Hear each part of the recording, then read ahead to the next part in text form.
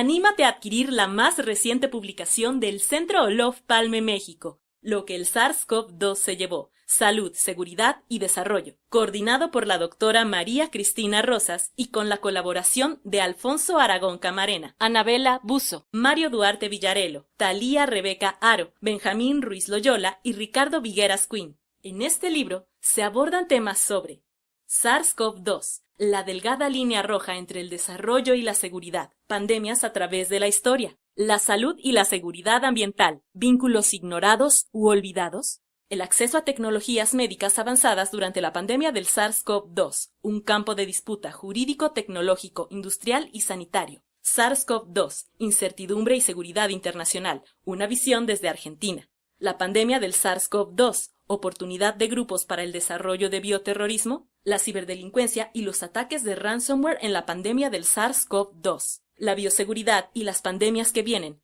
¿Qué hemos aprendido?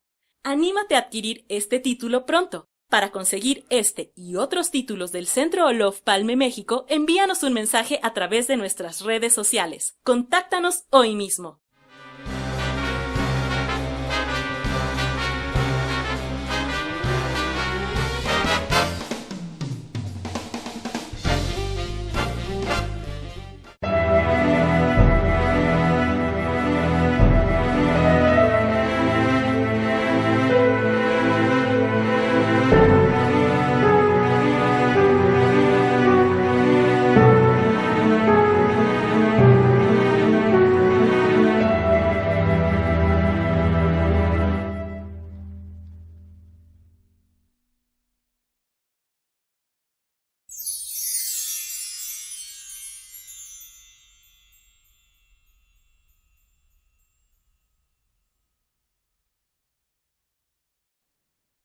Muy buenas tardes, sean todas, todos bienvenidos, bienvenidas de nueva cuenta a una emisión más de esta serie de entrevistas denominadas Una tarde con, que desarrolla el Centro Olof Palme México para poder tener acceso a los planteamientos de diversas personalidades del mundo de la ciencia, la tecnología, la política, la economía, la industria del entretenimiento, etcétera. Esta tarde estamos muy contentos de recibir al doctor Gonzalo Hachkuri para el abordaje de un tema que de hecho no es un tema que esté muy en la lupa de las relaciones bilaterales entre México y Estados Unidos. Me refiero al Tratado de Aguas Internacionales de 1944, que de hecho está cumpliendo 80 años ahora, pero que tiene el potencial de ser un tema de litigios y un tema que demande una reformulación de dicho tratado. Vamos a estar hablando sobre este tópico con el doctor, que es experto en el tema, y quiero aprovechar para decirle a nuestro amable público que nos acompaña aquí en Zoom y también a través de nuestras redes sociales en Facebook Live, que pueden formular preguntas para el doctor Hachkuri. Antes de comenzar, quisiera presentar una breve semblanza biográfica del doctor.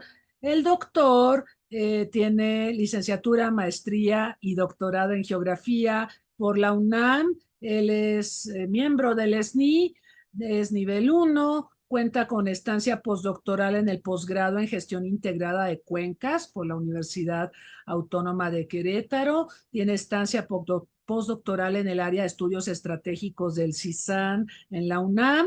Sus líneas de investigación son el manejo y la gestión integrada del agua, la gobernanza de cuencas y acuíferos, así como los conflictos por el agua. Actualmente realiza investigación acerca de la efectividad y las limitaciones de los instrumentos de la conservación del agua subterránea y su incidencia en la gobernanza de las cuencas, tema que también vamos a abordar en esta oportunidad.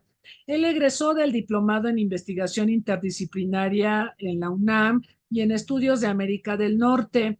Es autor de 16 artículos científicos publicados en revistas indexadas, 6 libros, 14 capítulos de libro y más de 30 artículos, reseñas y ensayos de divulgación. Ha dirigido tesis de licenciatura y posgrado en áreas del conocimiento como la geografía, las relaciones internacionales, las ciencias sociales y el urbanismo. Es tutor de los posgrados en geografía, en la Naturales de la Universidad Autónoma de Querétaro y del Instituto Mexicano de Tecnología del Agua.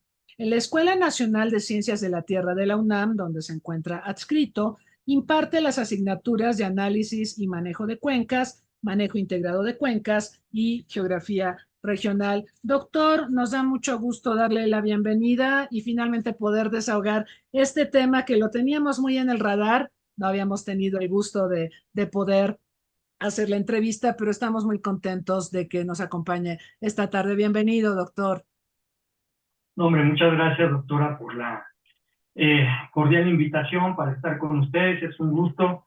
Yo creo que siempre es importante estar dialogando entre diferentes especialistas y bueno, y sobre todo haciendo más claros y más, con más, dándole más luz a ciertos temas, ¿no?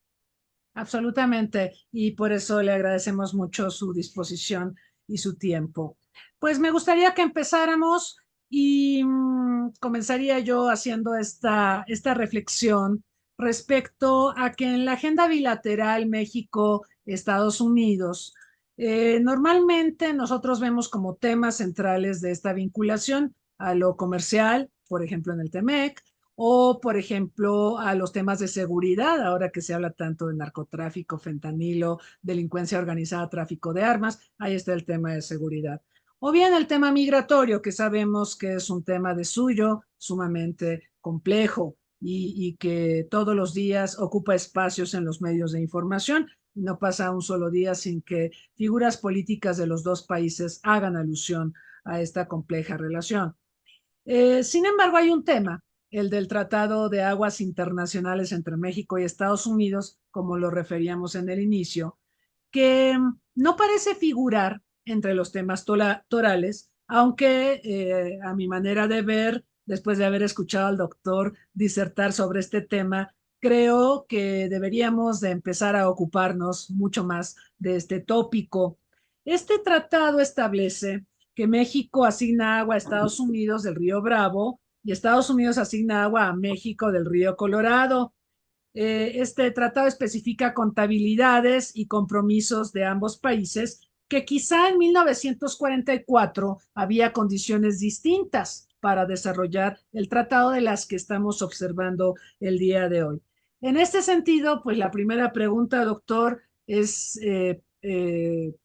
saber desde su expertise en qué punto nos encontramos en el tratado, cuáles son los contenciosos posibles que se están vislumbrando alrededor de este tratado ya con 80 años de vida.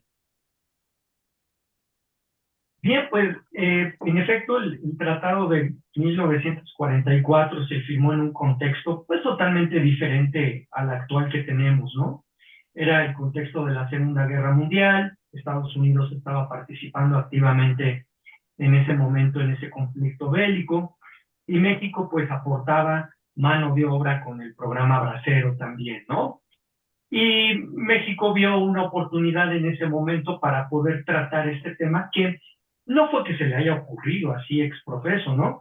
Sino ya sabía que había una presión enorme por la gestión de los recursos hídricos compartidos en el río Colorado, en el propio río Bravo, y eso se había visto sobre todo en el periodo entre guerras, ¿no? Y México pues también de cierta manera no olvidaba que 100 años antes había habido diversos diferendos territoriales con Estados Unidos, la venta de los territorios, ¿no? La rebelión de Texas, etcétera, ¿no? Entonces México, pues, lo que había hecho era impulsar sobre todo la población del norte del país, y eso lo hizo a través de los distritos de riego, ¿no? Como el distrito de riego 025 bajo Río Bravo, el distrito de riego 014 en Mexicali, etcétera, ¿no? Y ahí pues fundamentalmente la principal usuario del agua para 1944, en ese momento y al futuro, era la agricultura, ¿no? Los distritos de riego. Pero hoy, pues, ¿dónde estamos? Pues estamos en un momento radicalmente distinto, donde tenemos un proceso enmarcado por el proceso de integración México, Estados Unidos, Canadá. Es claro que una de las zonas con mayor integración regional, pues es la frontera México-Estados Unidos, ¿no? Es donde se dan la mayor parte de los cruces internacionales a diario entre ambos países. Es donde se centra gran parte del cruce entre ambos países con las mercancías, ¿no? Legales e ilegales. Y también es donde se dan unas tasas de crecimiento poblacional bastante marcadas si las comparo con ambos países, ¿no? De hecho, las ciudades fronterizas, Tijuana, Mexicali, Nogales, Ciudad Juárez, Nuevo Laredo, Reynosa, Matamoros han crecido mucho más rápido que otras zonas del país, ¿no? Entonces, por supuesto, pues esto se ha convertido en una mayor presión sobre el agua, ¿no? El agua para cubrir necesidades, demandas de agua potable locales, ¿no? Eso ha tenido un impacto en los organismos operadores de agua potable de cada ciudad. Y también, ahora sí, con referencia al tratado, pues lo que se ha observado, la literatura lo que nos indica es que también ha habido una convergencia, o sea, el Tratado de Libre Comercio ha tenido un impacto en la agricultura. Y entonces los agricultores han querido aprovechar los beneficios del Tratado de Libre Comercio y competir, ser más competitivos en el contexto de América del Norte, tener un cambio de cultivos, ¿no? Para insertarse en cultivos más competitivos, es decir, cultivos que están siendo más atractivos para el mercado estadounidense, pero también para el mercado mexicano, y eso pues ha terminado en una mayor exigencia por agua. En ese contexto, además hay que agregarle quizás lo más importante, que es que tenemos pues una variabilidad hidrometeorológica muy marcada en el contexto de una sequía cada vez más fuerte que algunos autores la asocian al cambio climático, ¿no? Entonces, digamos, yo lo que veo son diferentes escalas de análisis que convergen en un solo problema en esta zona fronteriza, ¿no? Que es no solamente agua para ciudades, agua para la industria, agua para el riego, y entonces tengo una enorme presión. Y sobre esto, las grandes sequías, ¿no? Y eso es lo que está tensionando de cierta manera las relaciones que hay entre los concesionarios de agua domésticos en ambos países con los gobiernos. Y eso va poco a poco tensionando la estructura del tratado, ¿no? Hoy hay 201 actas firmadas entre ambos países que son adendas al Tratado de Aguas de 1944, que lo que buscan es, pues, operatividad o hacerlo más operativo, ¿no? Pero, y con eso, creo que estemos en un punto en el que podamos decir, estamos librando la crisis que he mencionado aquí rápidamente, ¿no?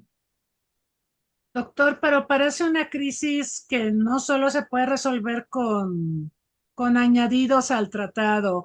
Yo he escuchado mucho esta idea de que es necesario reformar el tratado.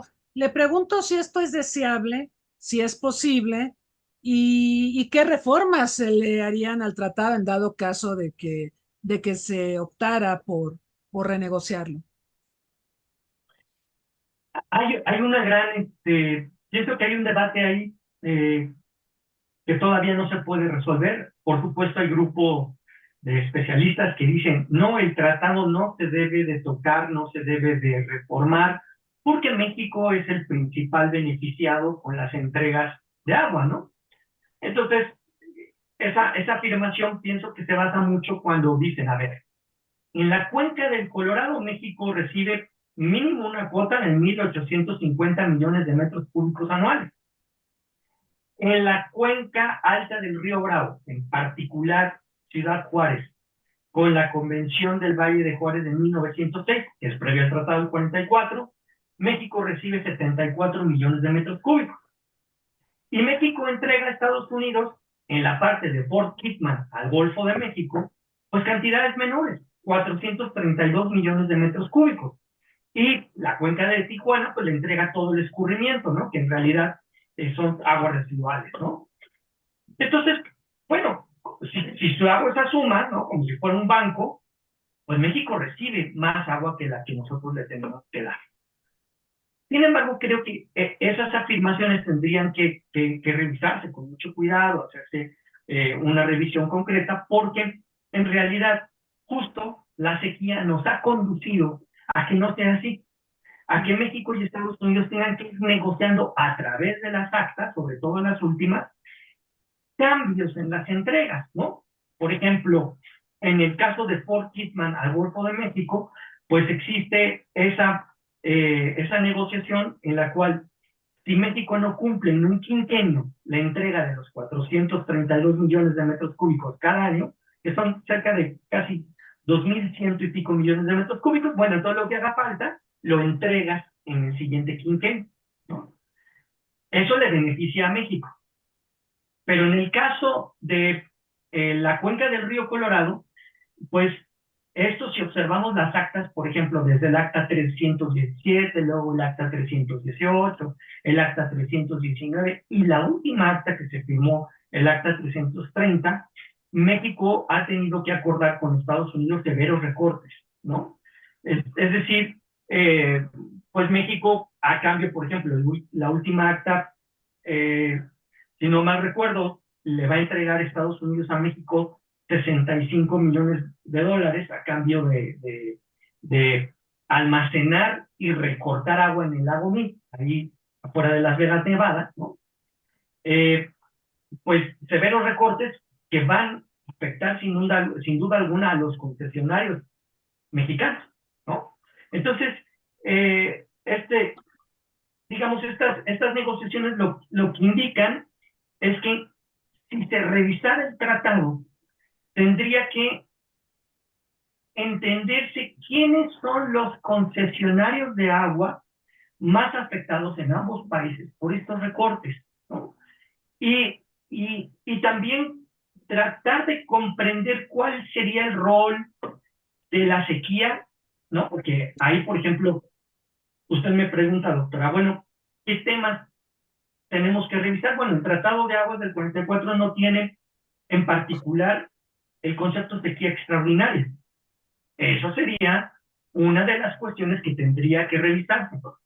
Y yo, por ejemplo, ahí diría, creo que nos hace falta mucho juntarnos con los especialistas de relaciones internacionales para que a la luz de la jurisprudencia internacional y de los instrumentos del derecho internacional nos indiquen si es necesario en una revisión al tratado, que la tendría que hacer el Senado de la República, agregar el concepto de sequía extraordinaria o no agregarla, seguirlo como lo hemos venido haciendo, o sea, sin una definición como tal y más bien con base en evidencia científica, ¿no? Decir, bueno, el monitor de sequía de América del Norte indica que estas partes son las más afectadas, ¿no? Eso sí, eso digamos sería en la parte del tratado, ¿no? Y luego tendríamos que ver cómo dentro de cada país, por ejemplo, en el caso mexicano, que es lo que tengo ahora más claridad, cómo se le ha delegado a los consejos de cuenca en México la decisión de tomar acciones en concreto, en particular, respecto a la sequía. Eso, por ejemplo, está publicado en el Diario Oficial de la Federación, cuando dice México tiene sequía, entonces los consejos de cuenca tienen que ponerse de acuerdo entre ellos, entre los principales concesionarios, sobre cuáles son las medidas que se van a tomar dentro del Consejo de Cuenca, fronterizo en este caso, ¿no? Para ahorrar volúmenes de agua, ¿no? Y esos volúmenes de agua, pues, por ejemplo, en el caso del Consejo de Cuenca del Río Bravo, en verdad hacerlos efectivos para que podamos cumplir con los 432 millones de metros cúbicos. No hemos podido llegar ahí. Son cosas que se tendrían que revisar con mayor detenimiento, ¿no? Y ver, por ejemplo, hasta dónde en el plano doméstico de la política del agua tiene intervención o injerencia con el cumplimiento del Tratado de Aguas del 44, ¿no? Creo que son como los grandes momentos y los grandes puntos que tendríamos que revisar a futuro, ¿no? Correcto, sí, este tema de la sequía extraordinaria que no está definido y que es un punto contencioso. Doctor, ¿le podría explicar a nuestro amable auditorio a qué se refería Donald Trump cuando decía que México ni el agua paga? ¿Se acuerda de esas frases? Porque lo pregunto porque yo creo que en contextos electorales este tema tiene el potencial de politizarse mucho. ¿Podría comentar al respecto, doctor? En el año 2020 se estaba cerrando un ciclo quinquenal. En el caso de Fort Pittman, el Golfo de México, se estaba cerrando el ciclo quinquenal número 35, si no mal recuerdo, por aquí lo tengo anotado. Y, perdón, sí, el número 35, en efecto, se estaba cerrando. Y entonces había por ahí un volumen faltante que estaba cercano a los 700 millones de metros cúbicos para cumplir con los 2.158 millones de metros cúbicos que tenía que juntar México en el quinquenio. Entonces, se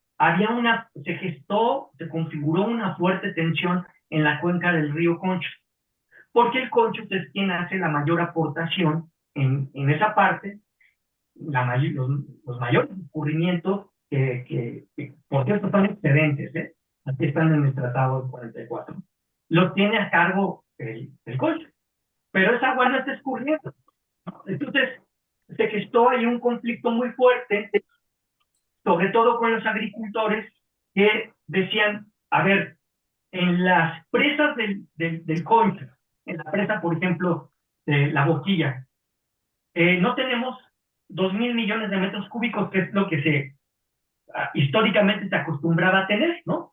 Y que es la capacidad de la presa. Tenemos solamente 1.000 millones de metros cúbicos y tu plan es abrir la presa y sacar una cantidad análoga a ese volumen concesionado, ¿no?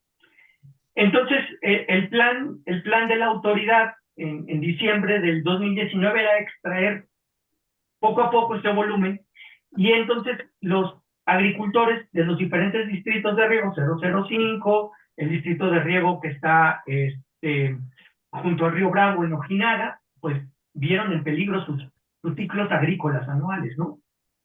Y esto, nosotros cuando estábamos haciendo el análisis, veíamos que se conjuntaba mucho en el año 2020 con el año electoral en Estados Unidos. Veíamos que en el fondo sí había una presión fuerte por parte del gobierno de Estados Unidos en términos de la campaña electoral de Trump, ¿no? Que era, a ver, Trump lo que decía era, México, digamos, utilizó a México, ¿no? Como un objetivo fuerte en la campaña electoral, ¿no? Decía México, pues, es un país lleno de delincuentes, llenó a Estados Unidos con gente floja, violentos, etcétera, ¿no? Fue como parte de su estrategia electoral. Y entonces lo que nosotros vimos ahí es que la presidencia de la República en México tomó este asunto serio y dijo, bueno, no podemos agregarle a la campaña de Trump que diga todo lo que nos dice y además no paga el agua, ¿no? O sea, de todo esto, además México no paga el agua. Y pienso que ese fue el principal móvil que pudo configurar el conflicto en Chihuahua, ¿no? Que tuvo 3 muertos, si no me recuerdo, tuvo 20 personas metidas en la cárcel, el gobierno federal tuvo que enviar a la Guardia Nacional para custodiar la presa de La Boquilla y la apertura de las válvulas para dejar correr el agua, ¿no? Fue un tema bastante delicado en ese momento.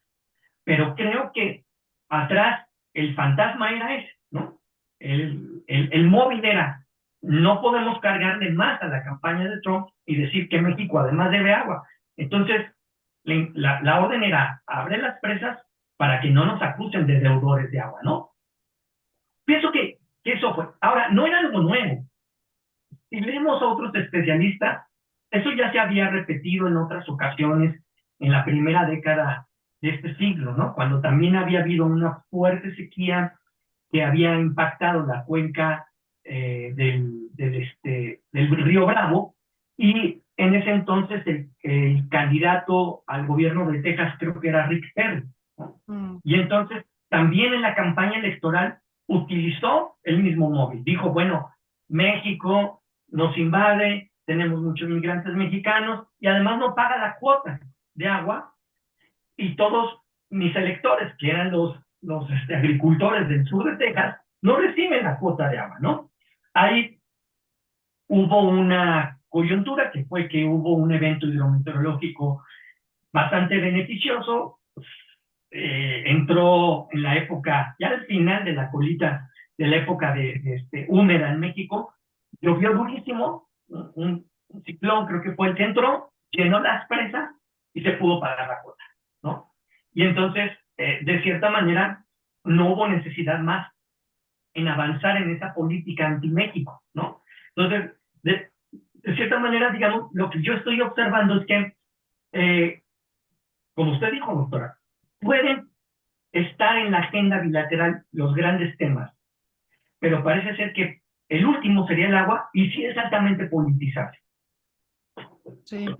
Y en ese sentido, doctor, tenemos un buen de preguntas, pero antes de irme con las preguntas del público, ¿qué potencial ve usted pensando en Biden, buscando su reelección, pensando en Trump, buscando, bueno, primero tiene que resolver todos los problemas legales, pero buscando otra vez regresar a la Casa Blanca? ¿Qué potencial ve usted de que este tema efectivamente se viralice y vaya escalando en la lista de prioridades de la agenda bilateral?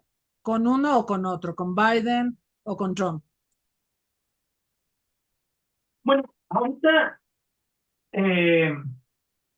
a ver, tendríamos que, yo lo vería así. ¿Quién operativiza y maneja el Tratado de Aguas del 44? ¿Quién lo hace operativo? Pues es una comisión, que es la Comisión Internacional de Límites de Aguas, que en México depende de la Cancillería mexicana, y que en Estados Unidos, porque tiene dos secciones, sección México y sección Estados Unidos, depende del Departamento de Estado. Esa es una comisión integrada por un cuerpo de ingenieros con muchísima experiencia, una trayectoria enorme, con un prestigio muy grande, no solamente en términos locales, sino a nivel internacional. Es una comisión que ha sentado un gran precedente en América Latina, ¿no? Siempre la citan cuando se habla de temas de aguas transfronterizas. En ese sentido, el Tratado del 44 presenta una imagen, ¿no? Digamos, en la hidrodiplomacia muy importante, ¿no? Y ahora pues hay dos comisionadas, mujeres, ¿no? De mucho respeto, con una gran trayectoria, que han hecho pues, lo posible por resolver estos temas, ¿no? Pienso que las limitaciones de la comisión es que, bueno, en cierta medida la comisión tiene un gran manejo técnico ingeniería, ¿no? Y en ese sentido, como manejan los datos duros, a ver cuántos millones de metros cúbicos, etcétera, al público de pie, a la gente, al ciudadano de pie, le falta más acceso a esa información, ¿no? Le falta apropiarse más. A ellos les falta posiblemente fortalecer esos foros ciudadanos que han ido creando en las ciudades fronterizas, ¿no? Y dotar a la población de mayor poder de información, ¿no? Esa es por una parte. Y por otra, pues como ellos son los que filtran y tratan la información hacia la Secretaría de Relaciones Exteriores, la Secretaría de Medio Ambiente, del lado estadounidense, pues tratan con la Junta Ambiental del Buen Vecino, trabajan con los gobiernos estatales, ¿no? La información, digamos, se va degradando. Y luego también tendríamos que ver en el peso que tiene el tema ambiental, porque estos son temas ambientales. Tendría que revisarse, a ver, dentro de la agenda México-Estados Unidos, ¿cuál es el peso ambiental real que tienen estos temas? Porque además estos temas son bastante locales, son fronterizos, ¿no? Entonces, las capitales de ambos países están muy lejos, ¿no? Estamos en el caso de la Ciudad de México, más de 1,500 kilómetros, del punto que lo quiera ver uno, igual Washington, ¿no? Entonces se convierten en temas bastante locales y entonces parece ser que no solo institucionalmente se van degradando, ¿no? Si lo veo local y lo voy subiendo hasta la capital, se va degradando, sino también geográficamente. Y entonces en ese sentido es posible que esa sea una explicación del por qué el tema no se va colocando en la agenda, ¿no? Y va siendo opacado por otras partes. ¿Qué es lo que podría, digamos, a mi parecer, qué es lo que podría hacerlo más estratégico? Bueno, pues que la sequía vaya presionando y sean los concesionarios de agua, pero también las ciudades, o sea, los organismos operadores de agua potable del lado mexicano, o las oficinas de agua potable de las ciudades, como por ejemplo el Paso Water Utilities, o San Diego Water Utilities, o los nombres que tengan, ¿no? Que vean o que padezcan la falta de agua y que ponga esto en cuestión, por ejemplo, en México, el derecho humano al agua potable y saneamiento, ¿no?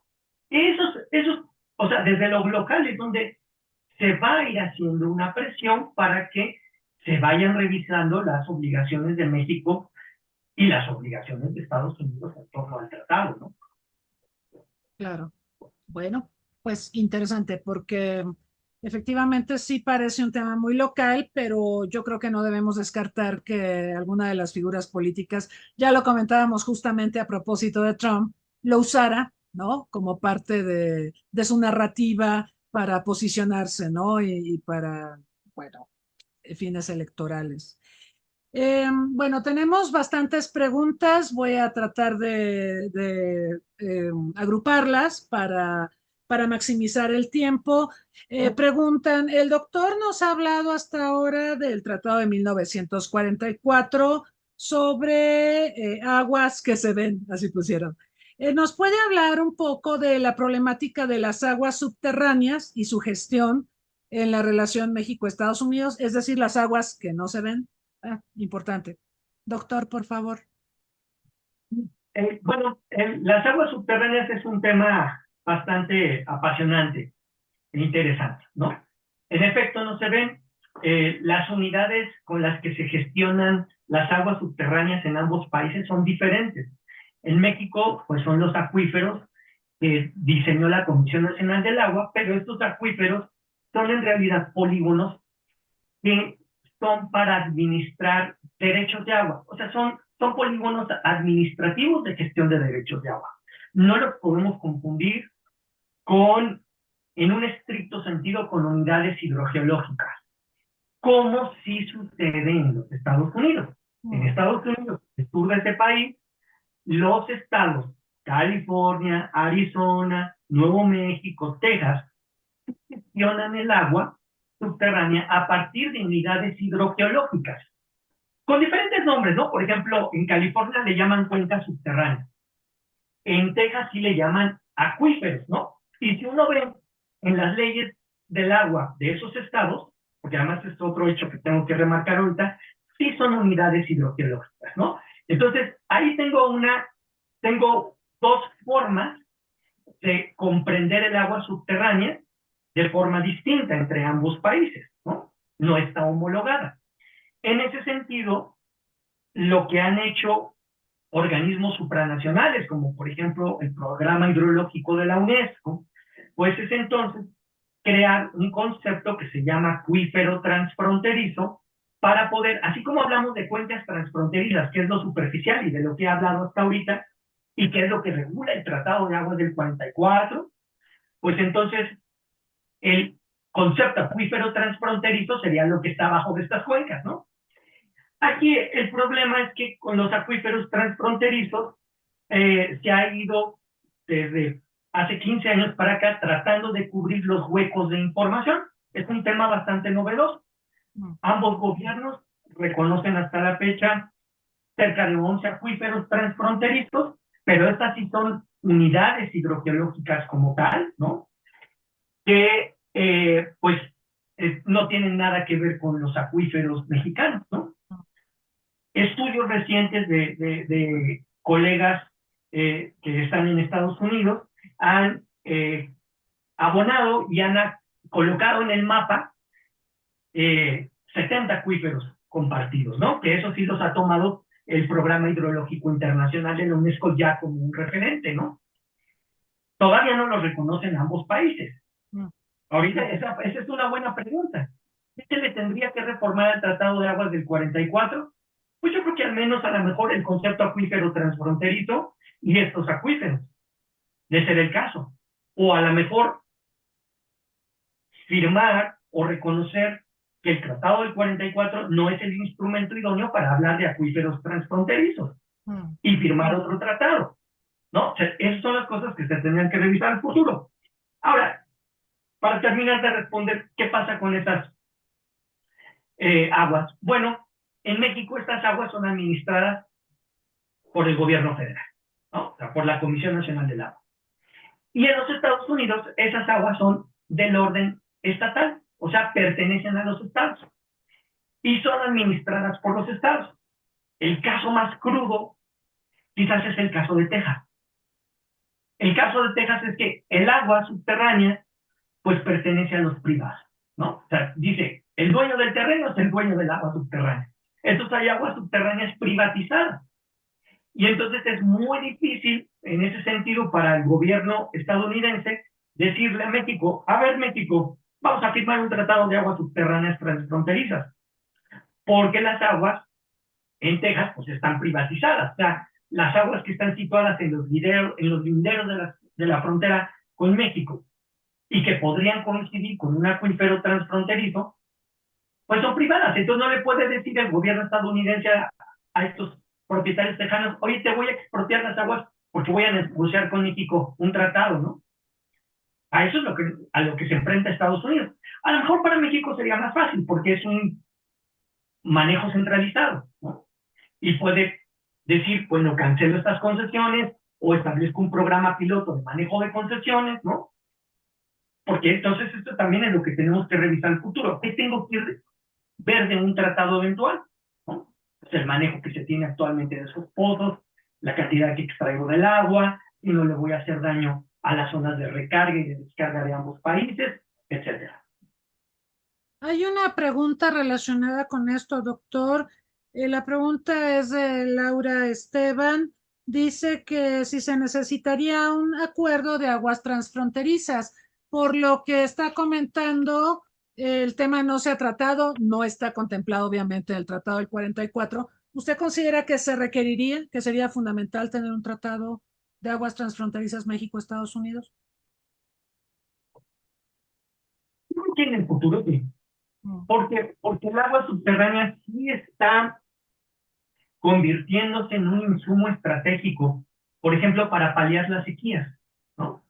En efecto, por ejemplo, ahora con los recortes que se prevén con el Acta 330, que se acaba de firmar en marzo pasado, hay unos recortes muy serios ya negociados entre ambos países y finalmente los concesionarios agrícolas, también los organismos operadores de agua potable de Mexicali, de Tecate, de Tijuana van a ser de cierta medida afectados, ¿no?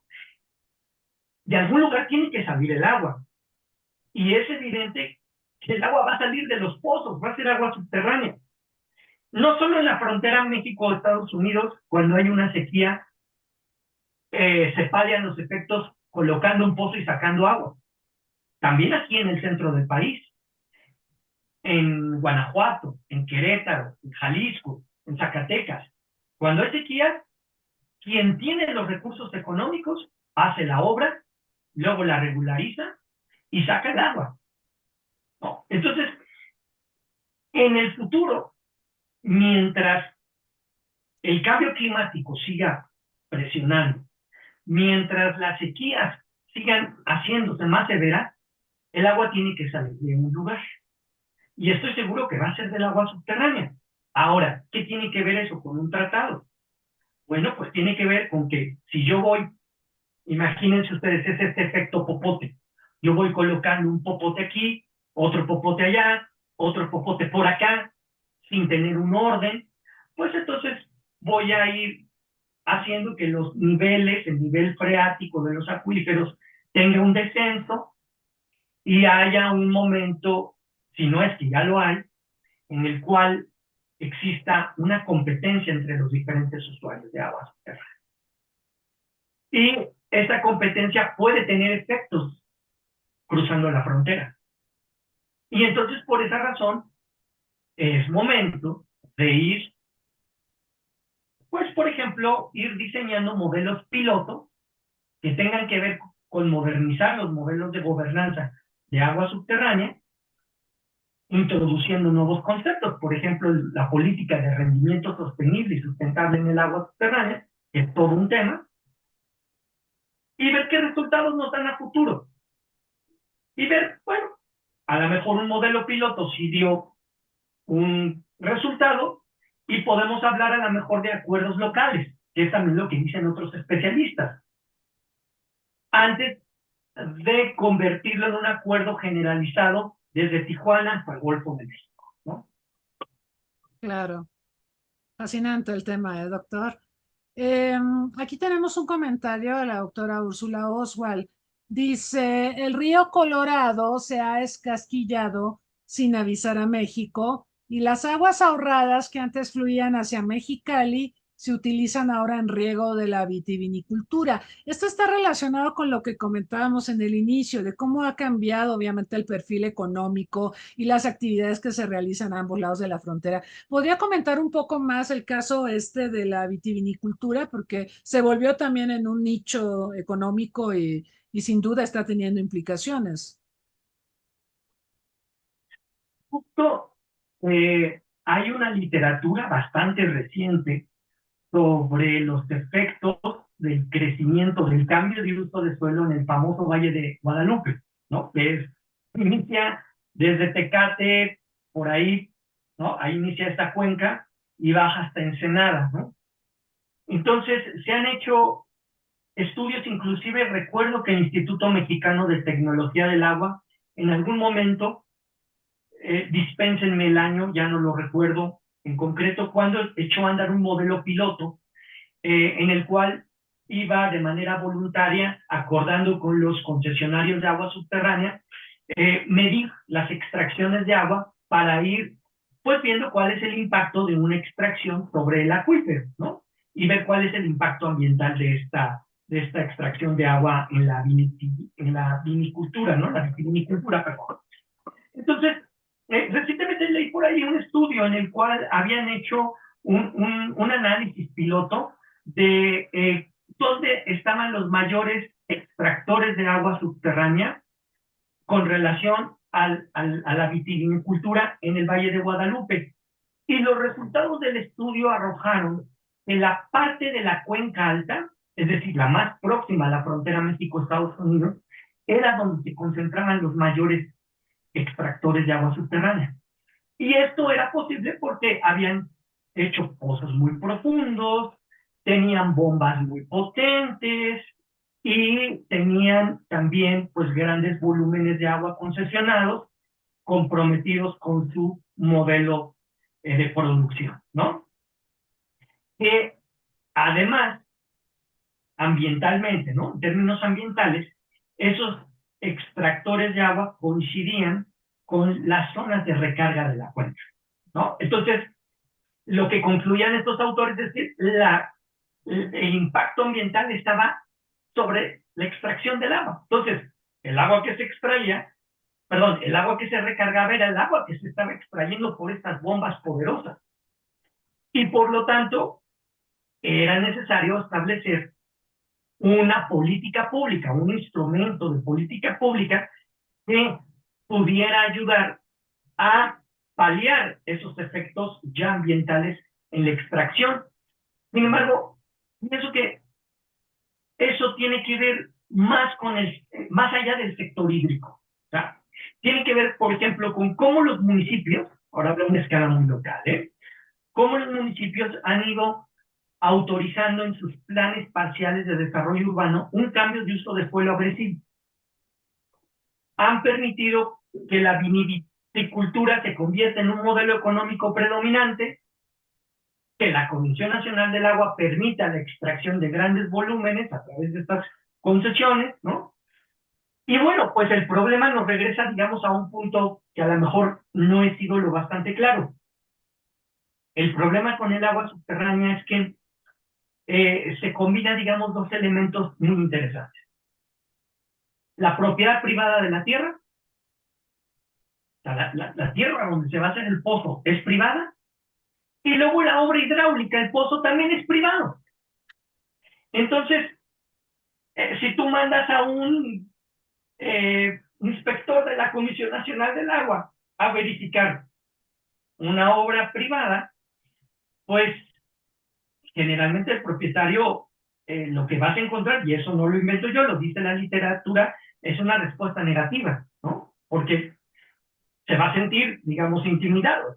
Bueno, a mí no me vas a decir que yo cierre aquí el pozo, porque quien pagó primero por la tierra soy yo. Y luego, quien pagó por el pozo soy yo. A mí me costó 6, 7, 8 millones de pesos hacer este pozo para mi rancho, para mi actividad productiva, y me estás diciendo que le tengo que cerrar la llave del agua. Ese en general es un consenso en la literatura a nivel global.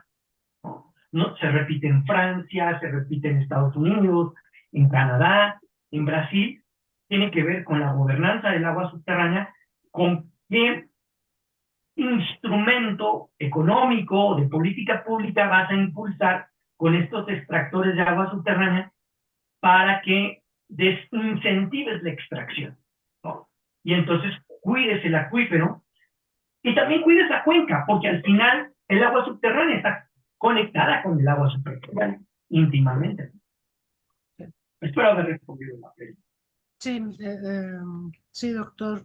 Gracias. Le preguntan sobre contaminación a propósito del Tratado de 1944, porque evidentemente las actividades económicas a ambos lados de la frontera se han incrementado. Hay muchos temas que preocupan desde las maquiladoras hasta otras más. Entonces, ¿qué tanto afecta la contaminación, obviamente, a las calidades del agua? Y si este es un tema que también debería ventilarse en una eventual revisión del Tratado de 1944. Bueno, la contaminación es un tema bien interesante. Miren, les voy a poner el caso de la cuenca del río Tijuana. La cuenca del río Tijuana es una cuenquita así chiquitita, es bastante local, es una cuenca que tiene una extensión de 3.203 kilómetros cuadrados. La parte en México, ¿no? Y en Estados Unidos 1.221, total 4.424 kilómetros. Es chiquita. Y la mayor parte de las aguas que se vierten en la cuenca del río Tijuana son aguas residuales con un mayor o menor tratamiento. Y esas aguas entran directamente a los Estados Unidos, al sur de San Diego, ahí en San Isidro. Tienen que cruzar todo un manglar costero y se vierten de nuevo en el Océano Pacífico, y las corrientes predominantes del Pacífico, que vienen de norte a sur, nos la regresan a México. Ya Estados Unidos se ha quejado con México en reiteradas ocasiones que México está entregando cada vez con mayores niveles de contaminación esas aguas, y que Estados Unidos tiene que invertir en mayores instrumentos tecnológicos, o sea, llámese una nueva planta de tratamiento de aguas residuales para tratar la cada vez mayor contaminada agua que el río Tijuana entrega a Estados Unidos, ¿no? Eso puede ser también objeto de un diferendo diplomático en el futuro. ¿Por qué? Porque Estados Unidos va a decir, pues yo estoy gastando más, vas a tener que entrarle México aquí a cooperar, ¿no? ¿Por qué no? Es posible que pueda venir ese escenario, ¿no? Y eso, pues bueno, tiene que ver con las capacidades también de los gobiernos municipales que, pues, tienen su hacienda pública mermada, no han inyectado suficientemente la cantidad necesaria para poder robustecer su capacidad de tratamiento de aguas. Municipios muy pequeños, quizás Cuenca Arriba, no tienen el dinero ni siquiera para tener una planta de tratamiento de aguas residuales. Ahora no tengo bien el diagnóstico de la cuenca del río Tijuana, pero ese puede ser un elemento interesante. En el caso del río Colorado, pues ese es un tema de la calidad que se ha observado desde 1973. Hay que ver el acta número 242, si no mal recuerdo. Esa acta ya hablaba de una salinidad muy importante en el agua que nos entregaba Estados Unidos a México, en el Colorado. Entonces, pues es un agua con con datos que rebasan lo permitido, ¿no? Y en el caso del río Bravo, en la cuenca del Conchos, etcétera, pues las aguas de retorno también contaminan el agua del río Conchos, las plantas de tratamiento de aguas residuales que tienen poco mantenimiento, etcétera, pues contribuyen también con la contaminación al Conchos, y esto, pues bueno, corre por el Conchos y después entra al río Bravo, bueno, pues por ahí se va filtrando, etcétera, y llega hasta la presa La Mitad. Yo no tengo muchos más datos acerca de la calidad. Lo que sí puedo decir es que se han hecho esfuerzos para que en las actas entre ambos países el tema de la calidad entre y se vigile. A lo mejor no ha sido lo suficientemente robustecido y no tenemos el número de plantas de tratamiento de aguas residuales en todos los municipios que tienen que ver con las cuencas transfronterizas y contribuyen a tener una calidad de agua lo deseablemente posible y de todas las normas establecidas, ¿no? Muy bien. Sí, es un tema que tiene el potencial también de tornarse crítico en la relación bilateral.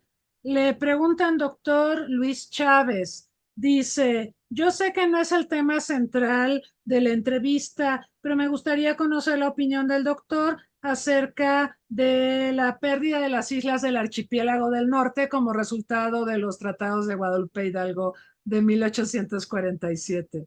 Es un tema fascinante ese también. Doctor. Bueno, no tengo gran información respecto al tema, no me atrevería a hacer algún comentario. Sé que hubo por ahí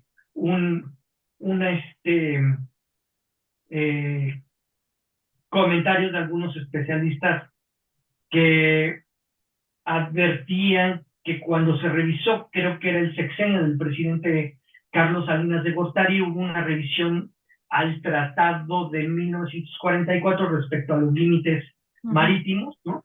Entonces, en el Golfo de México se revisó los límites entre México, Estados Unidos, luego Cuba, Estados Unidos y México. Ahí estaba el caso de la Isla Bermeja. Sí. Y en el caso del Pacífico, por ahí entraba el tema de las Islas Coronado, etcétera, ¿no? Y sé que hubo gente que presentó sus análisis respecto a este tema, pero no sé en qué quedó. Correcto. Le pregunta Laura, Laura y no nos puso su nombre. Bueno, Laura, gracias por mandar su pregunta. Si el tema del agua debería tener un tratamiento trinacional, incluyendo a Canadá, dado que sabemos, dice ella, que en 1987, cuando se negoció un tratado de libre comercio entre Estados Unidos y Canadá, Estados Unidos intentó comprar agua a Canadá para resolver los problemas de sequía de la costa oeste. ¿Podría comentar al respecto, doctor? En efecto, justo hay un antecedente en el cual Estados Unidos intentó establecer un acuerdo con las provincias del sur de Canadá, perdón, las provincias fronterizas, ¿no? Tratar de comprar agua y mandarla por acueductos, ¿no? Acueductos conectados entre ambos países. Ahí no hay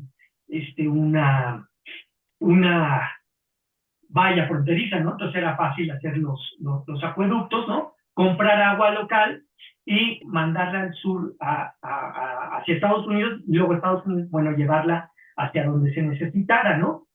Eso pues condujo a un escándalo muy fuerte, ¿no? Que llevó a que activistas y académicos como Tim Clark, Maud Barlow,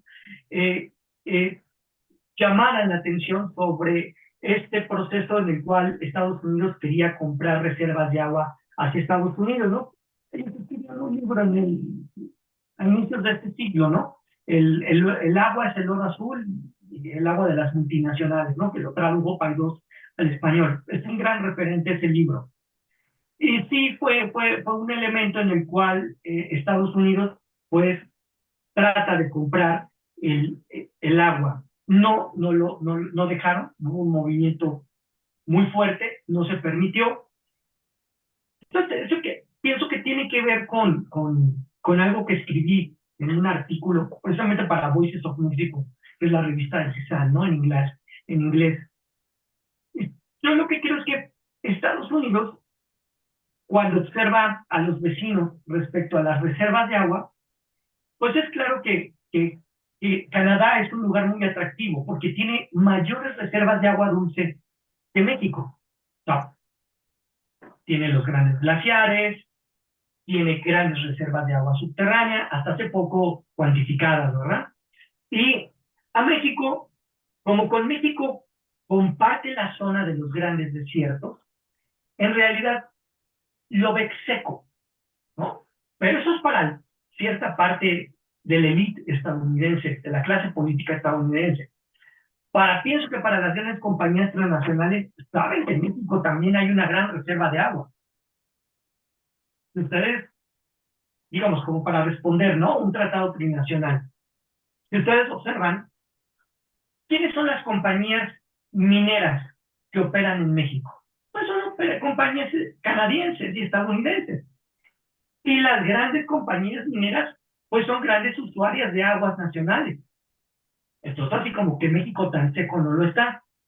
El gran tema que hemos venido posicionando y discutiendo, por ejemplo, con el doctor Samuel Smith, él me decía, oye, los agricultores en México no pagan derechos de agua hasta que consumen más allá del volumen autorizado en su título de concesión. Ahí sí pagan derechos de agua. Antes no. Entonces, si la producción que tienen algunos concesionarios de agua agrícola es toda para el mercado internacional, por ejemplo, piensa los grandes agricultores de aguacate, aguacate, ¿no? El aguacate que se va para el mercado estadounidense, entonces quiere decir que estamos produciendo aguacate para el mercado internacional sin pagar derechos fiscales. Le estamos subsidiando el agua a Estados Unidos, de cierta manera. Y le estamos además ayudando a la inflación a Biden, ¿no? Es lo que me decía el doctor Samuel Smith, a combatir la inflación, ¿no? Entonces, ¿debería esto entrar en un tratado trinacional? Sí, pienso que sí, pero hay que revisarse de qué manera. Está la Comisión de Cooperación Ambiental de los tres países, ¿no? Que se rotan la presidencia. En un momento es un presidente canadiense, luego un estadounidense, luego mexicano, ¿no? La sede está en Canadá, ¿no? Bueno, tendríamos que ver qué instrumentos de la Comisión de Cooperación Ambiental son vinculatorios y que tengan que ver con el manejo de los recursos hídricos. Y utilizar ese instrumento para tener, pues, un mayor monitoreo, vigilancia, ¿no? Pero yo pienso sobre todo que tenga el candado suficiente para que el manejo del agua doméstico sea acorde con lo que establezca la Comisión de Cooperación Ambiental. Claro. Y yo sí veo un riesgo, doctor. Estaba pensando en esta mega empresa canadiense Hydro-Québec, que es una gran empresa que obviamente maneja hidroeléctricas y demás. Y entiendo que Quebec es el que abastece de electricidad al estado de Nueva York. Hay una integración, de hecho, energética muy importante en varios rubros en la relación Estados Unidos-Canadá, pero yo sí veo una simetría importante con México. Ahorita planteaba lo de las mineras canadienses con las que ha habido cualquier cantidad de conflictos, usted lo sabe, y bueno, hay mucho activismo en México que denuncia excesos cometidos por estas empresas. Entonces, creo que sí hay una ventana de oportunidad, pero también hay que vislumbrar los riesgos que se pueden presentar, ¿no? Al negociar con dos países tan desarrollados y que tienen transnacionales tan importantes en este sector. Doctor, nos acercamos al final de la entrevista y ahorita me saltó algo que dijo usted a propósito de cómo fracasó la intentona de Estados Unidos de comprar agua a los canadienses, el nacionalismo canadiense, ¿no? Que luego critican mucho este tema de la identidad nacional, que si tiene o no identidad nacional, pero cuando se tocan fibras sensibles ahí está presente el nacionalismo. Eso no falla. Doctor, ¿usted cree que el nacionalismo, ahora que estamos en tiempos de crisis de las instituciones, de crisis de la democracia liberal, estamos en el escenario post-pandémico que exacerbó, por cierto, al nacionalismo, ¿usted cree que el nacionalismo puede inhibir la cooperación, por ejemplo, en el tema que estamos abordando en materia hídrica, en la posible revisión del Tratado de Aguas de 1944? ¿Cree que el nacionalismo podría ser un factor? Sí, sí, sin duda.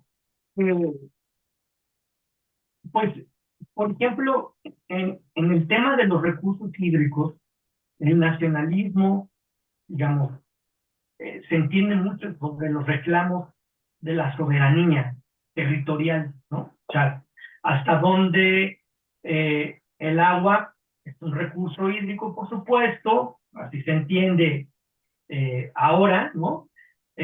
Algunos dan una lectura muy cruda, que es un commodity, ¿no? Hay otros que nos oponemos y que decimos que es un bien común, un bien que compartimos, ¿no? Que es la lectura de Leonor Armstrong, entre otros, ¿no?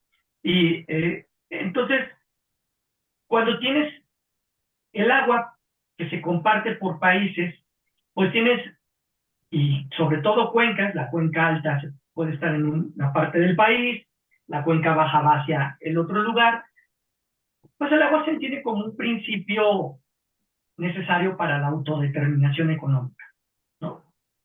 Entonces, esto ya ha sido objeto de discusión en Naciones Unidas, ¿no? Que los países no deben, por una parte, limitar su desarrollo económico y por lo tanto tendrían que pensar en no compartir agua. Esa fue una lectura muy cruda en un inicio. La doctrina Hudson-Harmon, por ejemplo, pues muchos llamaban a esto la máxima de mi soberanía territorial exclusiva, ¿no? Y después, en los 70, cambia, hay una fuerte crítica y cambia esta mirada por tener la idea de, bueno, estamos compartiendo el agua y entonces sí reconocemos que hay una autodeterminación económica, pero también hay países cuenca abajo y que no puedo yo cerrarles la llave y tengo que abrirle la llave y dejar que el agua corra hacia abajo para que el país vecino la utilice en beneficio, para que también lleve a cabo su autodeterminación económica, ¿no? Su desarrollo económico. Y entonces, este principio del máximo uso del agua en beneficio de todos, ¿no? Pues es ahora el que está más en boga, ¿no? Y si nos vamos por ese principio, pues entonces no tendría por qué privar el nacionalismo, ¿no? Tendría que privar la cooperación. Pero yo, digamos, regresando a las primeras preguntas de esta conversación, pienso que el fantasma que puede hacernos regresar al nacionalismo, pues son los efectos de la sequía, el cambio climático y la ausencia de agua, la ausencia de esos grandes volúmenes de agua, ¿no? Aquellos volúmenes de agua que había determinado el ingeniero Uribe Alba en el Tratado de Aguas del 44, que eran excedentes, hoy ya no existen. Entonces, pues claro que es un fantasma que puede regresar y que puede entorpecer cualquier posible tratado, revisión del Tratado que ustedes quieran, o creación de un nuevo tratado al futuro. Sí, por supuesto que sí. Y lo que yo he visto, por ejemplo, es que los nacionalismos, pues en general, son bastante fronterizos, ¿no? Uno viaja a la frontera norte y, vamos, más allá, por ejemplo, del agua, ¿no? Los cruces internacionales. Por ejemplo, vas a Ciudad Juárez y vas a cruzar al Paso, Texas, y cruzas caminando. Entonces, en algunos puentes tienes que pagar unos pesos para que puedas cruzar el puente, ¿no? Hay una eh, torniquete, ¿no? Entonces pagas, creo que de 5 pesos, ya no me acuerdo cuánto era, y la gente te dice, oye, ¿tú sabes a dónde va ese dinero? Va a la Ciudad de México, va a las arcas de la Ciudad de México. Ese dinero se tendría que quedar aquí, ¿no? Ese dinero es de aquí, ¿no? O sea, inclusive dentro del plano nacional hay una pelea por los recursos fiscales, ¿no? Cuando tratas el tema del agua, claro, los agricultores, que son los principales usuarios del agua, te dicen, a ver cómo, Estados Unidos nos reclaman los 432 millones de metros cúbicos, pero no nos puede aportar los 74 millones de metros cúbicos en Ciudad Juárez, que está obligado a pagar. Ya no los da, ahora da 10, 15, y nadie dice nada. ¿Cuándo nos vamos a quejar? Eso te dicen los agricultores de Chihuahua, ¿no? O en el caso del río Colorado, que es una bomba, ahora con las actas que se han firmado, pues claro que la gente va a brincar y va a decir, ¿cuándo le van a dar agua a México? Nunca le han dado. Y van a regresar en su origen a los 1.850 millones de metros cúbicos que se determinaron en un inicio entre ambos gobiernos. Van a decir, esta es una cuota injusta. Ahí es donde va a surgir este nacionalismo bastante marcado, ¿no? Y claro, pues yo pienso que el nacionalismo va a empapar siempre la defensa de los derechos de agua previamente creados en cada país. Claro. Y ahora que lo escuchaba, pensaba, echaba una mirada al mundo, pensaba en el tema Israel-Palestina, el río Jordán, que es el eje, yo creo, uno de los ejes fundamentales del conflicto, pero se maneja de otra manera, ¿no? O sea, sabemos que el tema del agua en esa parte del mundo y en Medio Oriente son temas fundamentales y que prevalece mucho el nacionalismo y privilegiar el acceso para unos cuantos, ¿no? Pero bueno, se habla de otras temáticas y se politiza nuevamente esta serie de tópicos. Le comento a nuestro auditorio, el doctor y yo coincidimos en un evento en el Día Nacional del Agua, donde la temática que abordamos era los conflictos internacionales en razón del acceso al agua, ¿no? Y entonces ahí citamos diversos ejemplos, como esto de Medio Oriente, o los ataques de Putin contra presas que tiene Ucrania a lo largo del río Dnieper, ¿no? Para inundar ciudades ucranianas y obtener ventajas militares. O sea, el agua tiene muchas aplicaciones para la paz, para la guerra y para el beneficio también de diversos actores. Entonces, eso no lo podemos negar. Doctor, pues se nos acabó el tiempo. Yo le agradezco mucho su disposición para hablar de estos temas. Son verdaderamente fascinantes y lo convoco para que podamos continuar con este diálogo en una fecha posterior cuando se lo permita su agenda. Creo que es un tema que es de sumo interés, de suma importancia para nosotros como México, mirando a la relación con Estados Unidos, pero también pensando en estas estaciones tan secas, esta sequía que ya nos han dicho se va a prolongar por mucho más tiempo. Entonces ahí vienen varios desafíos en materia hídrica, tanto dentro como fuera del país y por supuesto en la relación binacional. Me gustaría que en otra oportunidad hablemos de la frontera sur, porque pues ahí también tenemos varios recursos hídricos y es un tema que no abordamos normalmente. Doctor, un mensaje final que quisiera compartir con nuestra audiencia. Bueno, pues justo recordar lo que decíamos en el Día Mundial del Agua del 22 de marzo, ¿no? Nos conocimos, doctora. Este año es Agua para la Paz, ¿no? Es el lema, ¿no? Y bueno, yo quedé sorprendido con esos análisis de Rusia y de Ucrania, ¿no? Por supuesto que es una situación que debe de estar replicándose en otras partes del mundo, ¿no? Están también, por ejemplo, los mercados de agua, que es como la visión más salvaje del neoliberalismo en Inglaterra y en Australia, ¿no? Ahora con una aplicación puedes comprar agua, se abre el dique, sale el agua para tu rancho, etcétera, ¿no? Y el precio del agua está indexado en la bolsa de valores. Bueno, creo que estamos enfrentando por una parte una crisis climática, los esfuerzos que se han hecho en torno al paradigma de la gestión integrada de los recursos hídricos, el concepto sustentabilidad, sostenibilidad, pues parece ser que todavía no han sido eficaces en su aplicación y tenemos que enfocarnos para que lo sean y entonces en efecto el agua sí sea un instrumento para la paz y no para impulsar conflictos y menos bélicos, ¿no? Y pues te agradezco muchísimo la invitación para estar con ustedes. Ha sido un enorme gusto, como siempre, doctora. Y pues nos mantenemos en contacto y pues cuando sea propicio nos volvemos a reunir con mucho gusto. Muchas gracias, doctor. Gracias a nuestro amable auditorio, a quienes nos siguieron aquí en Zoom, a quienes nos enviaron sus preguntas a través de Facebook Live. Les pedimos que nos sigan en redes sociales, envíennos comentarios, díganos a quienes les gustaría que invitáramos y sin más, les deseamos una buena semana, cuídense mucho y hasta la próxima.